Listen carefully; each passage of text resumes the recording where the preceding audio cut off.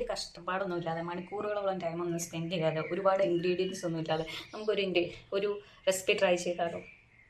Bio നമ്മുടെ channel ആദ്യമായാണ് കാണുന്നതെങ്കിൽ സബ്സ്ക്രൈബ് ചെയ്യും കേട്ടോ. അപ്പം നമുക്ക് ഇന്ന് ബീട്രൂട്ട് കൊണ്ട് ഒരു കളർഫുൾ റൈത്ത എങ്ങനെയാണ് ഉണ്ടാക്കുന്നത് നോക്കാം. ആദ്യം തന്നെ ബീട്രൂട്ട് മീഡിയം സൈസിൽ ഗ്രേറ്റ് ചെയ്തെടുക്കണം. ഇതുപോലെ കടായിലേക്ക് 1 ടേബിൾ സ്പൂൺ എണ്ണ ഒഴിച്ചു കൊടുക്കാം. എണ്ണ നന്നായി ചൂടായി കഴിയുമ്പോൾ ഇതിലേക്ക് 1 ടീസ്പൂൺ കടുക് ഇട്ട് കൊടുക്കാം. കടുക് മുള്ള പൊട്ടി കഴിയുമ്പോൾ നമ്മൾ ഗ്രേറ്റ് ചെയ്ത് വെച്ച ബീട്രൂട്ട് ഇട്ട് ഇതിലേക്ക് കൊടുക്കാം.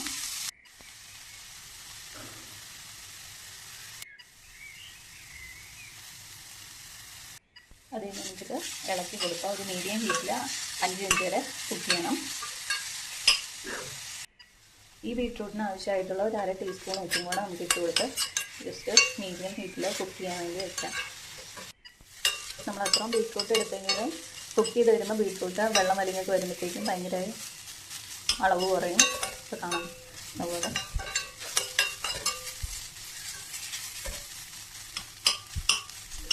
ഇപ്പം നമ്മൾ 250 ഗ്രാം അടുത്ത ബീട്രൂട്ട് എടുത്തായിരുന്നു.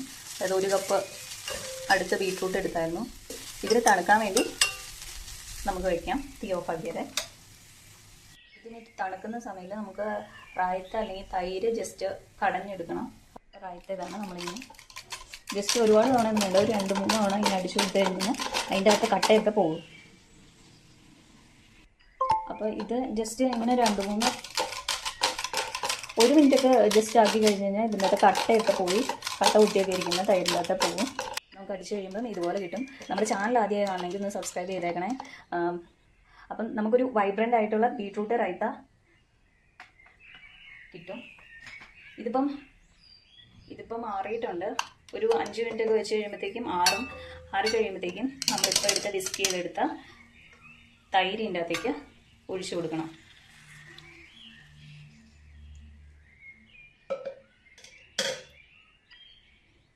എന്നിട്ടിത് ജസ്റ്റ് മിക്സ് ചെയ്യാം.